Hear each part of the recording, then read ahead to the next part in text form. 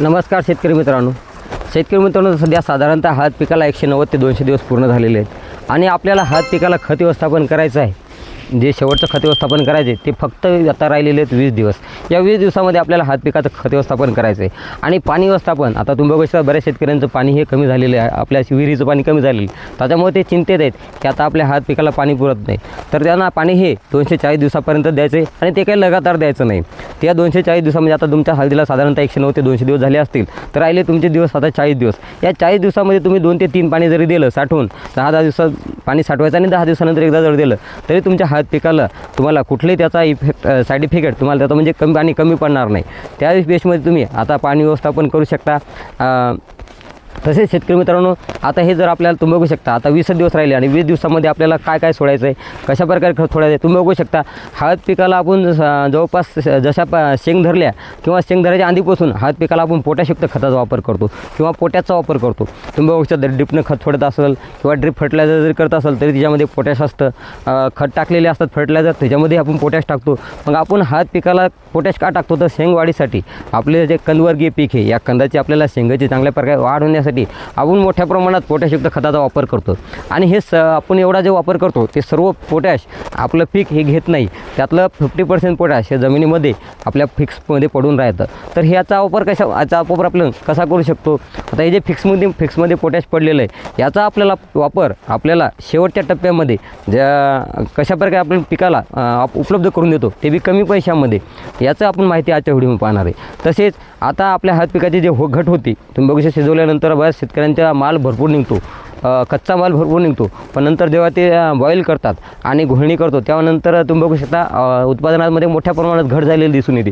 ही घट कशाप्रकारे कमी करायची आणि पोटॅश कसं अपटेक करायचं याची माहिती मी तुम्हाला आजच्या व्हिडिओमध्ये सांगणार आहे. त्यासाठी तुम्ही जर आपल्या कृषी समर्पण या यूट्यूब चॅनल जर नवीन असाल, चॅनलला लाईक केलं नसेल, सबस्क्राईब केलं नसेल तर चॅनलला सबस्क्राईब करा, समोरील बेल आयकॉनला क्लिक करा, जेणेकरून माझा शेतीविषयीचा प्रत्येक व्हिडिओ हा तुमच्यापर्यंत लवकरात लवकर येत राहील. तसेच व्हिडिओ आवडल्यास व्हिडिओलाही लाईक करा आणि छान छान कमेंट करायला आणि तुमच्या काही जे कमतरता असतील हे असतील तर तुम्ही त्याच्यावर मांडायला विसरू नका.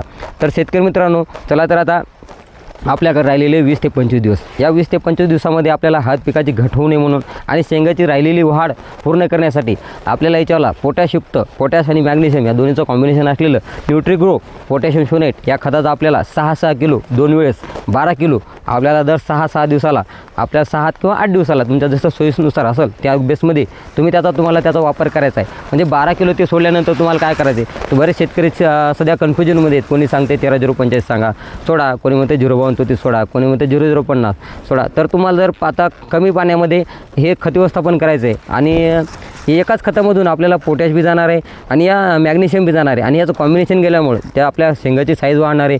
त्या शेंगाचा जे मेन गाभा असतो कुरकुमीन, त्या कुरकुमीनला कलर येणार आहे, जे की मार्केटमध्ये आपण नेल्यानंतर ते आपल्याला शेंग अशी अडकू त्यानं तोडतो आणि नंतर बघतो त्या आतला जे ते कुरकुमीन बघतो, कुरकुमीनचा कलर बघतो. तर ते मेन कुरकुमीन वाहण्याचं काम आणि ज्याचा कलर त्याला केशरी कलर येण्याचं काम हे न्यूट्रिग्रो पोटॅशियम सोनेट हे काम करणार आहे. त्यासाठी आपल्याला जर तुम्हाला कमी पाणी असेल आणि कमी खर्चामध्ये तुम्ही फक्त या खताचा 6 किलो 2 ते 3 तर जशी आवश्यकता असेल किंवा जसं पाणी पुरत असेल त्या शेतकऱ्यांनी 3 ते 4 डोसही त्याचे करू शकता.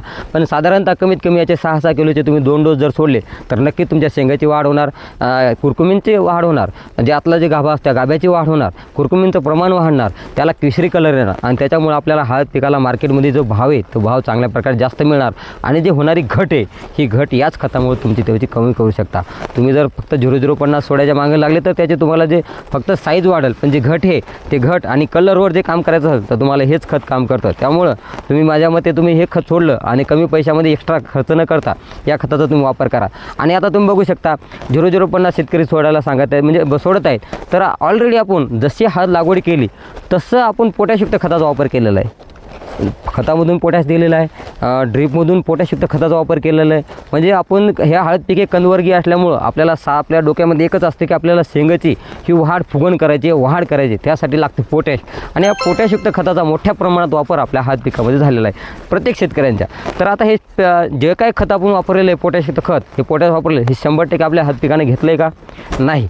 त्याच्यामधलं आपल्याला साधारणतः 50% पोटॅश हे आपल्या हळद पिकांना घेतलं आणि 50% जे राहिलेलं आहे ते सोडून राहिलेलं आहे हे आपल्या जमिनीमध्ये फिक्सिंगमध्ये पडलेलं आहे. तर मग आता याचा उपयोग कसा करायचा, हे उपयोगात कसं आणायचं, तर याला कमी पैशामध्ये आपल्याला उपयोगात आणायचं असेल तर पोटॅश सोल्युबल बॅक्टेरिया जे असतात ग्रोटेक ॲग्रोसायन्स या कंपनीचं पोटॅश सोल्युबल बॅक्टेरिया याचा आपण प्रति एकर 1 लिटर हे 200 लिटर पाण्यामध्ये आदल्या दिवशी टाकायचं आहे. त्याच्यामध्ये 1 किलो गूळ टाकायचा आहे आणि याला 12 ते 24 तास ठेवून याला दुसऱ्या दिवशी आपण याला सोडून द्यायचं आहे. त्याच्यामध्ये सोडताना आपल्याला एलिफंटा 60 ग्राम हे डबी टाकून द्यायचे आहे. हे 100% ऑर्गॅनिक बायोस्टिम्युलंट आहे.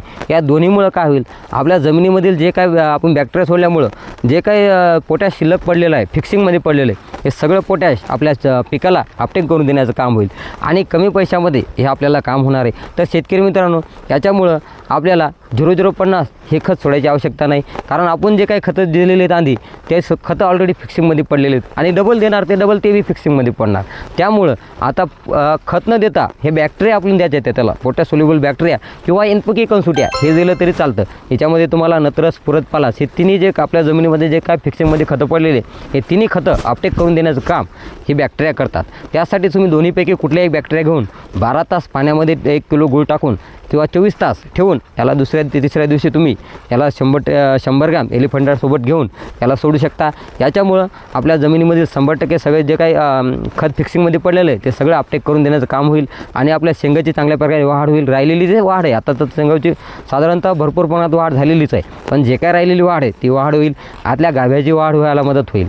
तर अशा प्रकारे आपण कमी खर्चामध्ये फक्त 3 डोस सोडायचे आहे. 2 डोस ग्रोन्यूट्रीज प्रोचे आणि 1 डोस बॅक्टेरियाचा.